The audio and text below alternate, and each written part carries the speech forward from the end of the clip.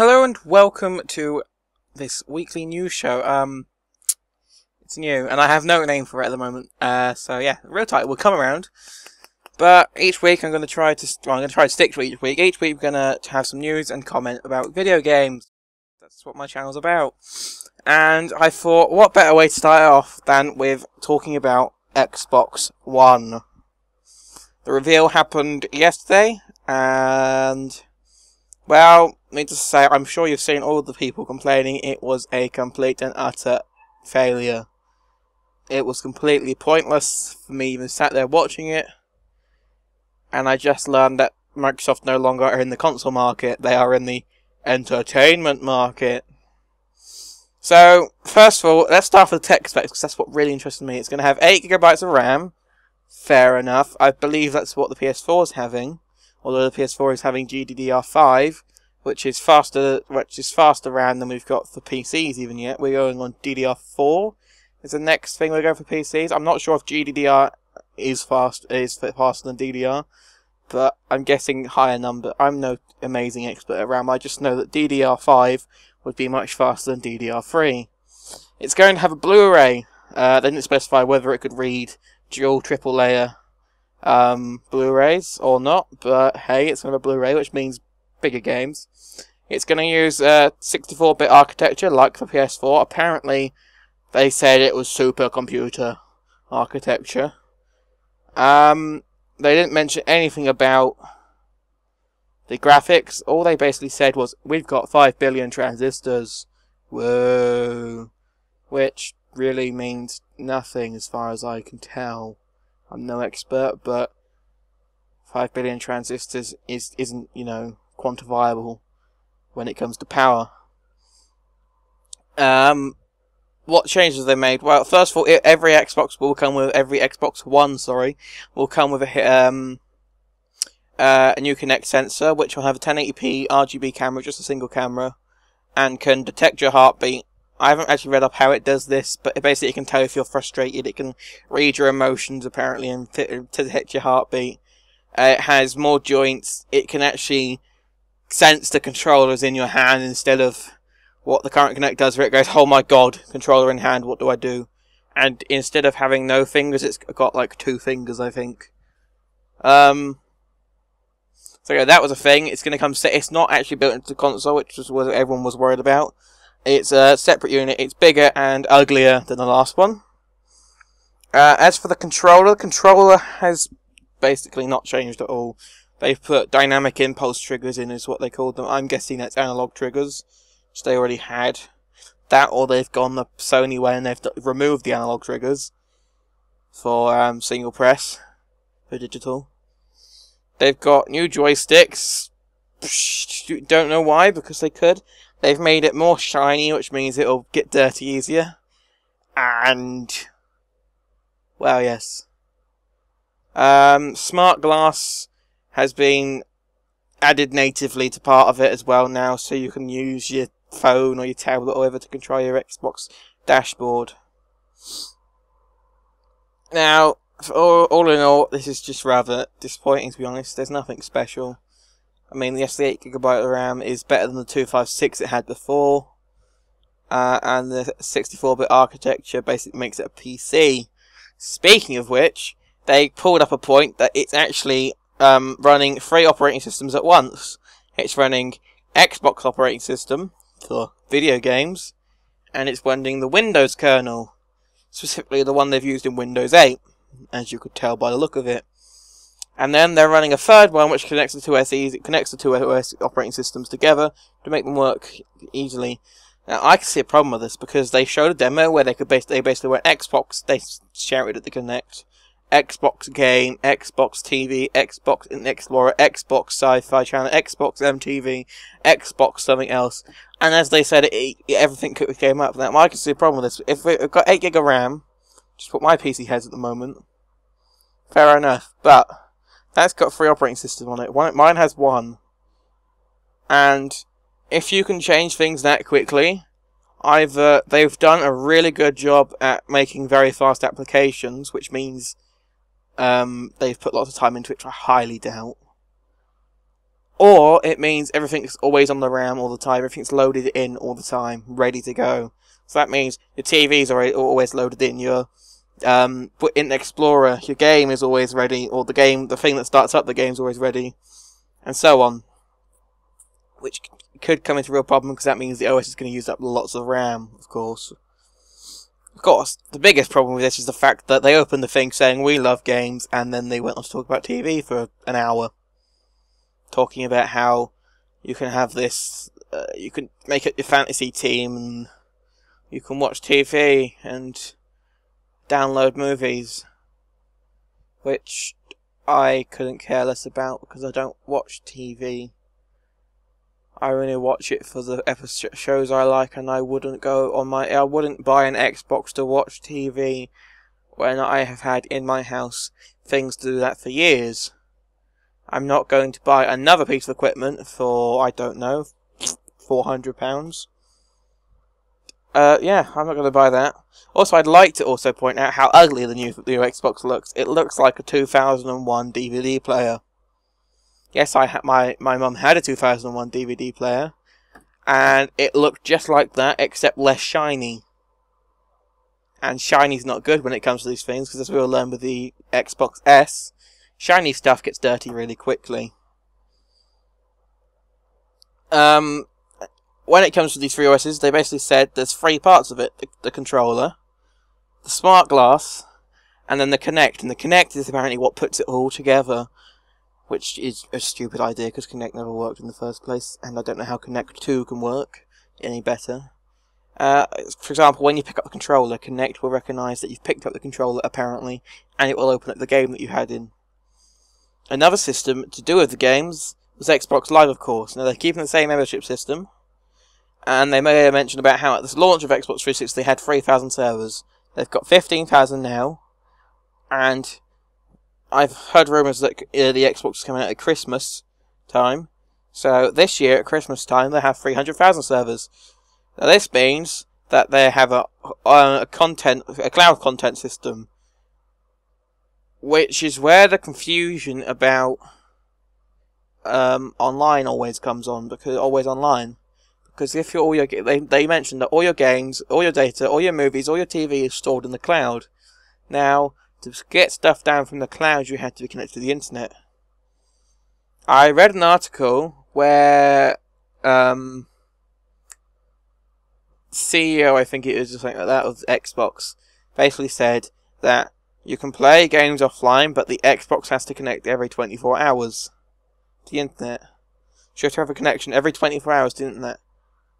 So if you haven't got internet at home, you have to go around your friend's house every 24 hours, plug it into the connection, and then go home. Yeah. I don't like that at all. That's basically me probably not buying the Xbox One, unless of course it has some amazing games which I need to play. Which I highly doubt it will, if publishers are clever enough to realise, no, this isn't going to work.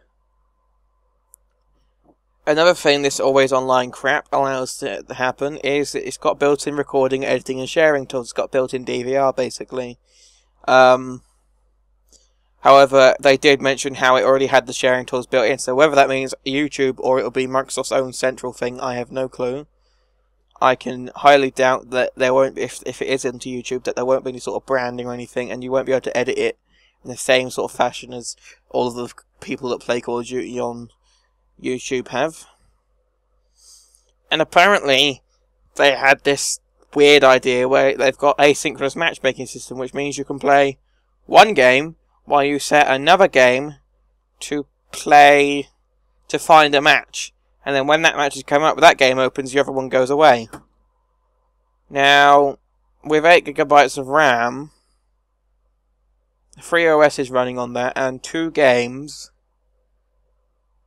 Yeah, I don't see how that one's going to work personally. I don't know how that one is going to work personally at all, because I'm going to say that the OS is going to use 2 to 4 gigs of RAM alone, so that gives you 4 gigs for the game, and that's not very much if you want high fidelity games. So yeah, that's 2 gig for each game. 2 gig for a game really isn't a lot. Of course, these 300,000 servers means they can have bigger matches with more players, and they also suggested persistent living worlds, which means, in my mind, MMOs. I'm going to guess they're going to announce an MMO or some sort at E3. Of course, that's just a prediction. And then on the stage came EA Sports. And apparently, EA and Microsoft have got a new partnership together. They've made their own partnership. There was no DLC, apart from the fact that exclusive content, Ultimate Team FIFA 14, will only be on Xbox. They basically announced their new engine, EA Sports Ignite, which has new technology that has 4 times more calculations per second for the AI, 10 times more animation depth and detail, which does suggest that the Xbox has a heftier GPU than the Xbox 360, 3D clouds, and dynamic sidelines. They also mentioned, because of all this online stuff, this is what was sort of where it confirmed to me during the conference, that it would always be online, that there will be a daily stream of new content over Xbox Live. Whether that will be DLC, paid DLC, or if it will just be so-and-so got relegated or whatever, I don't know. This followed with Forza 5, looking all pretty, its fancy camera angles. And that will be available at launch for the Xbox One, so Christmas time maybe. And the Remedy game, the people that developed Alan Wake and the original Max Payne games, is called Quantum Break. It looked like a TV drama, and it seemed to be some sort of psychological shooter. Microsoft Studios plan to release more than 15 exclusive games in the first year of Xbox One, half of which are brand new franchises, which does sort of say that, if these are any good, of course, that I might be getting Xbox One. I will not be getting one at launch. I'm going to wait for the kinks. I've made the mistake of buying consoles at launch. I did it with the 3DS. What else did I do it with? I can't remember now. I did it with some other consoles, and it's never gone well. But I won't be getting it until the price drops, personally. Of course, it's a stupidly low price at launch, which it won't be. And then Halo walked on the station, and I was like, maybe there's a Halo MMO to battle Destiny. Nope. It went back to TV. We're done with games now. It went back to TV. There's a live-action Halo TV series being made. Yep. A live-action Halo television series made by Steven Spielberg, who originally was rumored to be the director of the Halo movie that never came, and then dropped, and then I think it's 4 more directors since then. Each one's been dropped sequentially. And then we come to the American-only bit. Bear in mind, all the TV stuff has been announced since that it's US-only at launch, which basically means, shit, we aren't launching more than half the features that we promised in the rest of the world. NFL partnership. Oh boy. Oh boy. Exclusive content to the Xbox. I don't even give a crap about NFL. I don't generally give a crap about sports at all, or TV. And the only launch date they gave us is launching this year. Then it came to the world premiere of Call of Duty Ghosts. We all saw the weird trailer, and they sort of cleared it up by the weird trailer. The idea of the story of Call of Duty Ghosts is that everyone's the underdog, and they have dogs, and they've added real dogs. They've invented a dog again, unlike Fable, which didn't invent the dog. They put a dog in it, which is amazing for gaming. It's something never been done in gaming before, apart from dogs in Fable. But yeah, it's got dynamic lighting, I believe. It's got the Battlefield 3 mantle system where you can dynamically jump over the thing. It's got leaning around walls, so you can jump over walls and lean around them. It's got fluid dynamics, so I'm guessing that's something to do with NVIDIA, which suggests, to me anyway, suggests an NVIDIA card, maybe. It's got an AI system for fish, so when you swim up to fish, they swim away from you. And dynamic smoke, guys. Dynamic smoke, so you can move your hands about in game. I'm sure there's controls for that, like there was on Little Big Planet, and the smoke moves about. The multiplayer reveals, they've revamped multiplayer, they didn't give any details. They've made dynamic maps where they put earthquakes, floods, and like doors and explosive traps that people can trigger. So basically, what they put in Black Ops. And you can customize your characters, your heads, your bodies, and your gear. Then they showed a comparison video of Modern Warfare 3 compared to Ghosts. And during that they talked about subsurface skin shaders, which is where they try and make skin look real by reflecting light inside it. Self-casting shadows, so objects can cast shadows themselves. So like if a light was to point at one side of the character's face, a shadow would be cast across the rest by the rest of the face. Arms have hair now, and fingers have dirt, and bruises and cuts. Oh, yay! And also they hinted at a new co-ops mode, second screen gameplay, and voice commands. So I'm guessing Kinect's in there somewhere. Since the unveiling, a number of things have come out, including the fact that you have to collect once every 24 hours. Another thing's come around, which is really, really annoying. Second-hand games. So your friend lends you a game to play for the weekend so you can see what it's like, or you go into a store and you buy a game. It's a really bad game, let's say. You buy it just for the hell of it. You go, I know, most awful game on the Xbox One, why don't we play it? No. Because when you put the disc in, all discs have to do with the install system, which the PS3's had now. Because, of course, Blu-rays, for some reason, they insist that when you've got a Blu-ray, you can't just run it off the disc.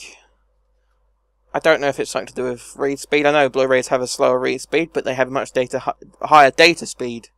They get more data down, even though it's a slower thing. And I've been reading up on this second-hand thief things. When you put the disc in, it installs to your account. The account is linked to the game then, and if you were to say hand it to a friend who didn't have your account on their Xbox, wasn't so while you're there, you could log into your account and they could play it. But the minute you leave and they have to go back onto their own account, is when it all goes to hell. It's when they have to pay a fee to play that game. You've lent your friend a game so they can maybe buy it later. Because, you know, they've got no money at the moment. They've got a low income. They struggle to even have an Xbox Live subscription. Admittedly, they could get rid of it, but, you know, they want to play multiplayer games with you because you live, I don't know, at the other side of the country, maybe.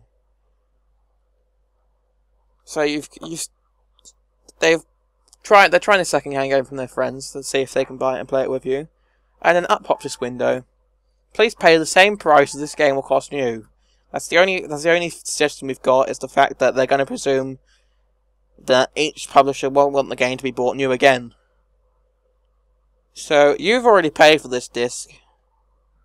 Let's say you lost your password and didn't want to go through the hassle of Xbox support, or you got banned from Xbox Live or whatever. You're going to have to make a new account, put the disc in, and up pops. No, this game is second-hand. You're going to have to pay for the disc again. You're going to have to pay 40, 50 quid. Who knows, it could be 60 quid. You don't know what the price is going to be like. And this really, really annoys me, just because I know that second-hand games are supposedly damaging to the games industry, and I personally couldn't give a crap if my games were being sold on again. It's no better than with the system on Steam and all that, where you get banned on Steam and you've lost every game. You get banned on Origin and you lose every game. It's ridiculous. In general, Microsoft have left the console market in my mind, and they've gone further afield, and they've gone into the entertainment market. They've thought, Sony are doing games, Nintendo are trying to do games, but generally failing at it at the moment. And they didn't go, why don't we actually do it, what we did with the 360 and the original Xbox? Why don't we do games? No, they thought they'd carry on their idea of the Xbox 360 towards the tail end of its life. Of, no, we'll just do TV. I don't know if they realise, but most people that have an Xbox have a TV. Yes. Most people that have a TV don't just have it for an Xbox. They generally have some sort of TV equipment plugged into it so they can watch TV. I mean, a lot of gamers don't watch TV because video games don't have adverts in them generally.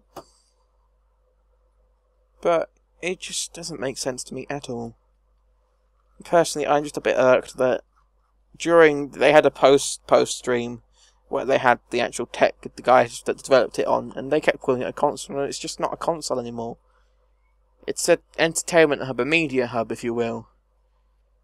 It's not meant to be in your bedroom anymore, it's meant to be in a lounge.